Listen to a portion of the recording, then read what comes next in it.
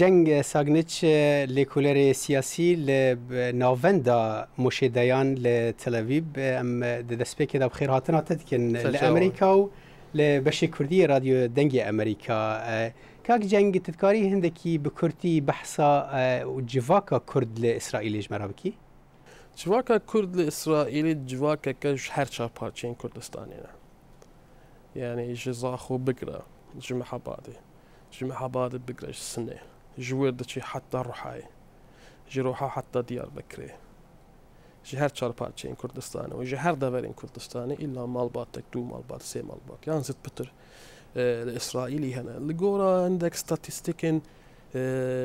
دولي رسمي هجمارة وان ناف برا 150,000 و 200,000 تشتك بلي با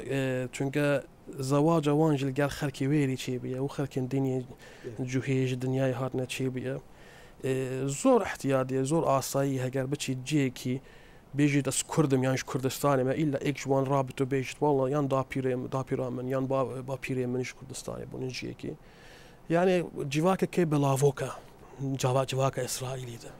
بله باشه اوانا چاوا کاریبو تاروجا ایرو ام زانش دمک زوول ودرینه چاوا کاریبو تاروجا ایرو کلتورا وقت به کلپورا کردی بپاريزن و هندک جوان گلو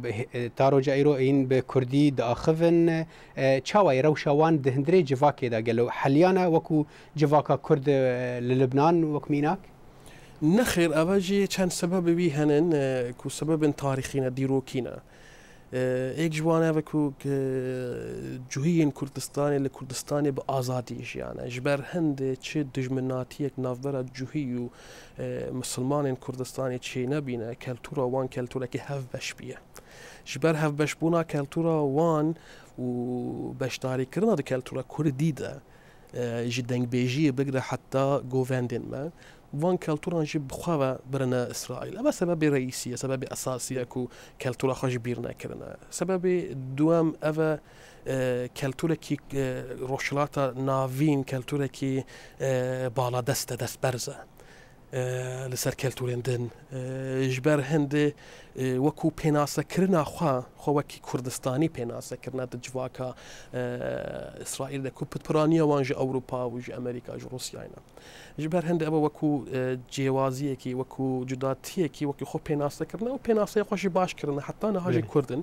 زماني كردي براستي بلاوانين الإسرائيلي چونك أفا نفشي السيامة نفشي كم تأكيد كردي تصانن وآرامي تصانن زماني خوش كردستاني كردي نهانه ما بس وكما قلتي زور احتياطية زور آساية بتشيجي يكي بيجي نابي من بارزانه زاني بستر من جهاتية يعني من عسكري كي ناسكر نابي بارزان بو كاك جنگ وكو كسكي كرد تبخوش كردي تركي تل باشوري كردستان جي مايه و تل وقت بي چند ساله تجي تل اسرائيل دميني اگر يك پرسيار كي لوي درش تدك تچاو خود ديناسي از كردستاني ما بري هرتشتي بري كو از كردم از كردستاني ما چونك كردستان نتاني ولاتي كردانه كردستان ولاتي كردستاني انا هر جي كي به اگر من بپرسن توش کیوی از کردستانی ما اگر ترکیه من بپرسن توش کوی از باجار خود بیش مش تطوانی ما بس اگر بیشن تطوان لکدری از نابیشم ترکیه تطوان کردستانه اگر اسرائیلی جی زور عصایی مرو بیش از کردستانی ما چون خلق اسرائیلی زد بیشن همش کردستانی يعني تاريخ 2000 سال جوهیان لکردستانی هيا جبر هندجی ناوی کردستان تجار نهات یجبیر کرنده اسرائیلی بله كاك جنگ اگر ام كردن اسرائيلي برانبر كردن وقت به ولات وقت به بيوانك روشوان دا چيكن ام ببينن كوجا آلية سياسي و اوان نگلكي لپيشن انجي ديار نابن كل پيشن يان چالك دارن ده گلو ويكي ودگرني چه سدمان او پيوندين دناورا پيوندين سياسي ما بستا من دناورا كردستاني وكو ولات كردستاني و كردن اسرائيلي دا چاواي سرتا كردن إسرائيلي كومكا دياسبورا نينن أول ولاتي خونا يعني إسرائيل جي ولاتي وانا كردستان جي ولاتي وانا وهاقال جوان جي برسي إسرائيل ولاتي وانا يكما چونك 2000 سال بتر لكردستاني بون بس تجار أورشليم يعني إسرائيل جبير نكرن هردن نيتا وانيا وقرياني هبي جبر هندي تنقاسية كسياسي بوان تجارة درزنا بيا لإسرائيل يجي ناحية كردية با يعني زماني وان با يعني كالتورا وان با إجبر هندي أو بيناسين سياسي ناف بروان دا جلك كيم بيا وشمكي إسرائيل يجي ولاتكي سينور كراو بيا يعني محدود بيا لروشلات نافين حساب كردي بارتين كردي جي زيادة دستوان نجيشتا إسرائيل كو تنظيمات ناف كردان رخصتنا ناف كردان شيكن أف كان سبب وصا هنا بس سبب مظن أبا هجر هر رياكسيونك السياسي للدجي رياكسيوني كي دنشي تبا هكر لولاتك يعني الجي كي ت هلويس دجي بيناسيات الدجي ناسنامية تنبن رياكسيون تجي جلك كيم تبا الإسرائيلي جي خوبشاندان تشيربن الإسرائيلي كومال جهنا يكردان مثلا دكم كوجيا روبوسكي دكم كوجيا شنغاري دكم كوجيا كوباني ده جلك خوبشاندان لأورشليم وتل أبيب جيبون بتر 300-400 كردين إسرائيلي تيدا بجدارهم بآلاين كردستاني بدروش من كردي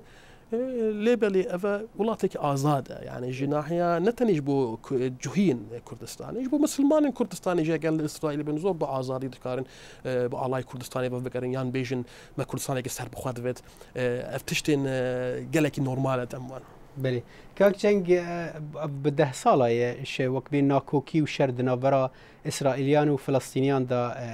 وقت بريفه دچه فلسطيني عربن وامجي وكو ولاتي كردستاني ام وقت جيراني عربان انا عرب جي بشك مزنج كردان مسلمان جي اف ناكوكين كدنا فينا واندا تشد بن قالوا جهه كردن اسرائيل دفي وقت به ترازويه دا چنه اوانا بيتر بالي كي دچن لدجي الي دن انجي هول ددن كو تم وقت به بالي بن لاسرائيلي دجمن داريا رخصتن عرب بو إسرائيلي بلاينا يعني لا ينجموان فرق ناكا دجمن دارية حمو جهين إسرائيلي لكنو جهين دنياي لكن إجبار هند جهين كردستاني وان وكو كردن إسرائيلي بناف دكن تيدنا وقهرمان إسرائيلي هناك وتاريخ وان دا جه كرتيا بحصي خو كردن شصاخونا جزبار زاننا شهيد بونا الدجي شري جبو الشري آزادية إسرائيلي إجبار هنده هم تكارن بيجن كردن إسرائيلي يعني بيجن جوهين كردستاني هر دو بيناسا جي بوان جيت بن الإسرائيلي وكو هولاتين إسرائيل دوان دجمن داريا خدا بشي خو هنا بله كاك جنگ عربان بتايبتي وقت بي او بارتيين وانا دستلادار يعني حكومتين وانا دستلادار قالك كردو بتايبتي كردن باشوري كردستاني تاوان دكرن بپیوندين دزيان نهيني لقل اسرائيلي بنرين اتات وكو ليكولاريكي سياسي اف پیوندين سياسي ناوينا كردان و اسرائيل دا دكيجان آسيدا دنرخيني وقالو او برجوانديا خلق كرد بتواهيدانا انجي زيان دگهنوان اگر ام بدن برچاوان كرد و عرب جيراني هفن من سر قناغ كو ام بحث دكن اگر في بحث وقت في قناغ بكن قناغ في داوي برجواندين ما لقال پیوندين اسرائيلي هي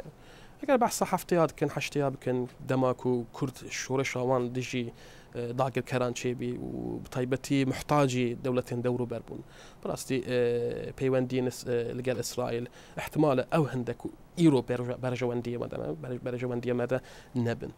لبني بيواندين كردستاني وإسرائيل يعني بيجن ريخصين كردستاني وإسرائيل بيواندين تاريخينا سرت هذا أموكم التي كرد تجمني جوهيان نينا أموكم التي كرد تجمني إسرائيل نينا ما تجي من داري بوان نكريا أو تجي من داري بو ما نكرنا ما تاريخك 2000 سال قال وان هي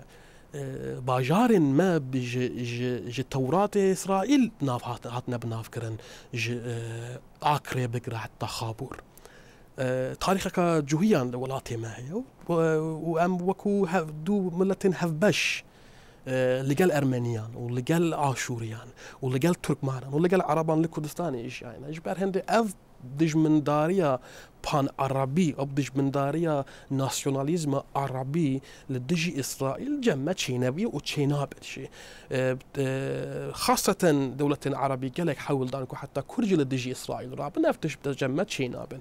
لبلا أفنايت في معنى يكو كرد برجواندين وخال جيكي دانو لدجي دولة دورو بر